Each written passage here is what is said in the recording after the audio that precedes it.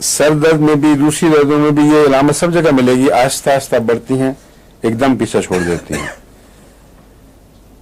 Gradual loss of hearing, ये जो है ये एक ऐसी चीज है जो इससे अलग है। ये नहीं होता कि आहिस्ता आहिस्ता सुनवाई खत्म हो रही है और एकदम वापस आ गई।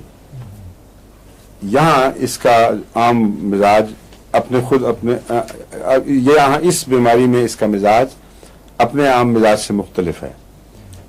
और कान पर जो असर पड़ता है वो असल में सल्फर से ताल्लुक रखता है, इसका एसिड से ताल्लुक नहीं। कान में सल्फर को बहुत ही नुमाया अमल दखल है। बहुत से कान के दर्दों में भी सल्फर काम आती है। क्रोनिक ऐसे पस वगैरह के मरकज बन जाए कान में जिनमें बदबू पैदा हो, उसमें भी सल्फर मुफीद है। बहरेपन का अगर मुकम्मल इलाज नहीं तो बाज़ केसेस में तो बहुत ही गैर मामूली असर दिखाती है, जहां और दवाएं ना मिलती हों। और सल्फर अगर दी जाए तो रफ्ता रफ्ता जो ताकत खो रहा है इंसान सुनवाई की, वो वापस आनी शुरू हो जाती है।